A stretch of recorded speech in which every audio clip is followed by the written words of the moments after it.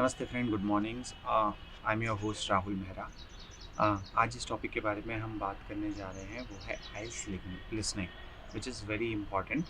And this is the first paper जो आपका IELTS का LRW में होगा, that is listening, reading and writing. तो L स्टैंड्स फॉर लिसनिंग। तो सबसे पहला पेपर जो हम देंगे आइल्स के पेपर में जब हम बैठेंगे वो होगा लिसनिंग। तो हमें किन किन चीज़ों का ध्यान रखना है while giving are listening paper, उन चीज़ों के बारे में आज हम डिस्कस करेंगे।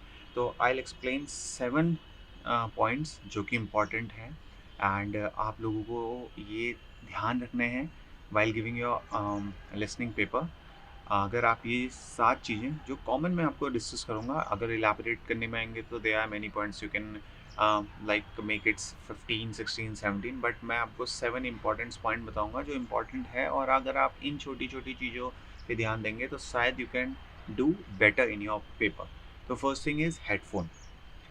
जब आप लिसनिंग करें तो please use better quality of headphones at your home, और अगर आप कोचिंग सेंटर में भी हैं तो अगर आप कहीं कोचिंग ले रहे हैं तो अपने सर से कीजिए कि बेटर हेडफोन प्रोवाइड करें। अगर नहीं है तो यू कैन आप अपने ले जाइए और आप उनका इस्तेमाल करिए, वो बेटर है। बिकॉज जितने अच्छे हेडफोन से आप प्रैक्टिस करेंगे उतना बेटर आपको लिसनिंग में हेल्प होगी। Because listening is all about कि कितने अच्छे से आप सुन पा रहे हैं और कितने अच्छे से आप जो सामने कॉन्वर्जेशन चल रही है उसे समझ पा रहे हैं। क्योंकि जितना बेटर आप समझेंगे उतना बेटर आप आंसर लिख पाएंगे। अगर आपको समझ में नहीं आएगा तो आप नहीं लिख पाएंगे। मैं ये नहीं कह रहा हूँ कि दोज डोंट हैव हेडफोन्स वो ईयरफोन्स का इस्तेमाल नहीं करें, कर सकते हैं।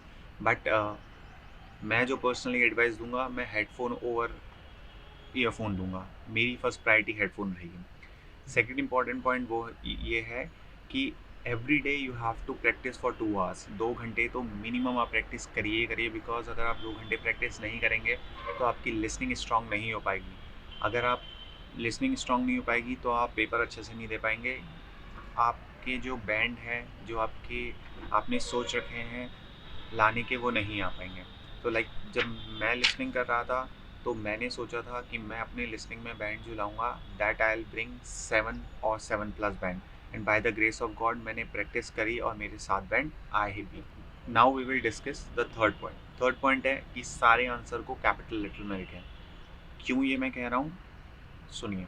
अगर आप सारे आंसर को कैपिटल लेटर में नहीं लिखेंगे तो चेक के टाइम पे बहुत प्रॉब्लम होती है अंडरस्टैंड करने पे। बिकॉज सबके जब लोअर केस में जब हम आंसर लगते हैं तो सबके डिफरेंटली स्पेल राइटिंग होती है जो समझ में नहीं आती। और अगर समझ में नहीं आएगी तो वो समझ नहीं पाएंगे कि आंसर सही लिखा है या क्या लिखा है या गलत लिखा है। बिकॉज आपने देखा होगा बहुत कॉमन होता है कि लोग एस जब लिखते हैं स्मॉल लोअर केस में, सॉरी, वो आर की तरह लगता है।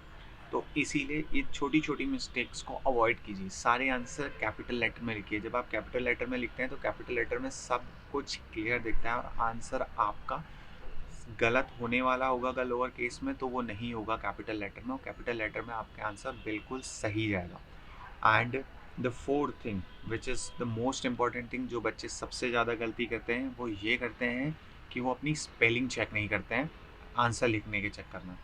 Please double check your spelling, क्योंकि लिसनिंग में आपको 10 मिनट मिलता है लास्ट में अपना आंसर आंसर सी सॉरी आपको 10 मिनट मिलता है आपका आंसर कॉपी करने के लिए आंसर सीट पर। तो please double check your spelling. सबसे ज़्यादा गलती होती है लास्ट में एस और ई एस हम नहीं लिख पाते हैं। क्यों? क्योंकि एक्सेंट डिफरेंट होता है। कभी ब्रिटिश एक्सेंट होता है, कभी अमेरिकन एक्सेंट होता है, कभी न्यूजीलैंड एक्सेंट होता है। तो please keep this in mind. Please double check your spelling और ध्यान से सुने, ध्यान से लिखें। क्योंकि ये 10 मिनट आपको रीडिंग में नहीं मिलेंगे। रीडिंग की बात हम रीडिंग वाले जब मैं वीडियो बनाऊंगा उसमें मैं आपको एक्सप्लेन करूंगा कि क्या वहाँ पे चीज़ें आपको ध्यान रखनी है। तो अभी हमारा फिफ्थ पॉइंट है कि keywords. Please underline your keywords while giving your answers, because keywords play the vital role. कैसे? बच्चे कीवर्ड्स में अंडरलाइन तो करते हैं बट फिर भी उन्हें आंसर नहीं मिलता। फिर वो सोचते हैं कि सर ने तो बताया था या मैंने बताया है कि कीवर्ड्स पर अंडरलाइन कीजिए, फिर भी आंसर नहीं मिल रहा है। सबसे बारीक और छोटी मिस्टेक जिसे कह सकते हैं जो हम करते हैं, जिस कीवर्ड को हम अंडरलाइन कर रहे हैं हम ये नहीं देखते हैं कि वो कीवर्ड सिंगुलर है या प्लूरल है। कई बार कीवर्ड सिंगुलर होता है और हम आंसर प्लूरल लिख देते हैं। कई बार कीवर्ड प्लूरल होता है और हम आंसर सिंगुलर लिख देते हैं। तो please keep this things in your mind. ये भी देखिए कि सेंटेंस में एडजेक्टिव है, नाउन है, या क्या है। बिना इसके देखिए आप कीवर्ड अंडरलाइन कर रहे हैं, आंसर लिख रहे हैं, आपका आंसर गलत होगा। प्लीज़ चेक दिस फर्स्ट, फिर दीजिए। क्या पता क्वेश्चन में लिखा हो इज़ और आंसर वहाँ आप प्लूरल में दे दिया, और क्वेश्चन में लिखा है आर और आप आंसर वहाँ सिंगुलर में दे रहे हैं। ये गलती मत करिए। ये बहुत छोटी छोटी मिस्टेक्स हैं जो बच्चे करते हैं और ध्यान नहीं देते। फिर वो कहते हैं हम प्रैक्टिस तो इतनी कर रहे हैं फिर भी हम अपने अचीवेबल बैंड नहीं ला पा रहे हैं। यही छोटी गलतियाँ हैं जो आपको आपके अचीवेबल बैंड से दूर करती हैं। Now we will discuss about the 6 points.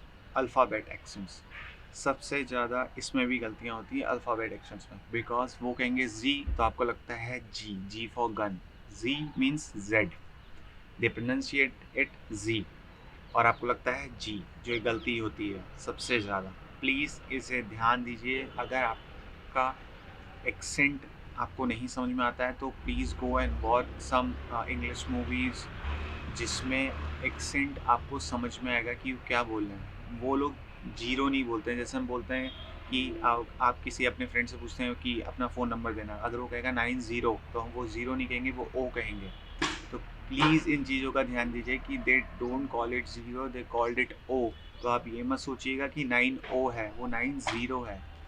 बस यही गलती और आपका आंसर गलत। आपने ज़ीरो को ओ लिख दिया, नहीं सॉरी, ज़ीरो को, हाँ सॉरी, ज़ीरो को ओ लिख दिया, but they don't called zero, they called O. 9027 means 9027।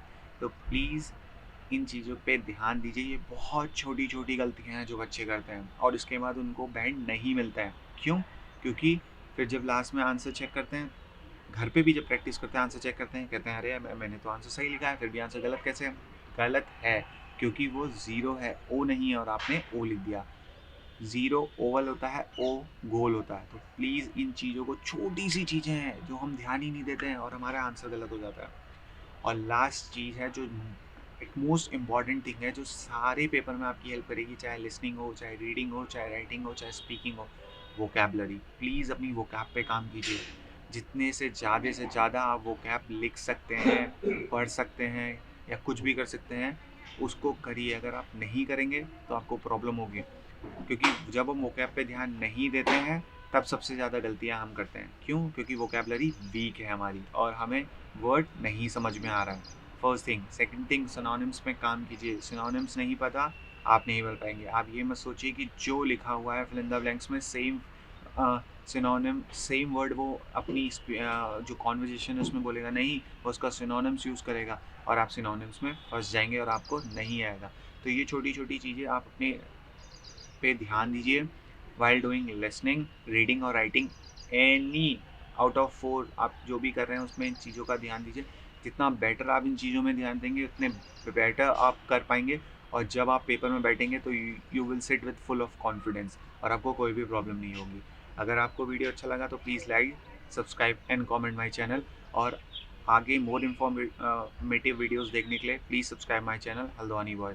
Thank you. जय हिंद, जय भारत।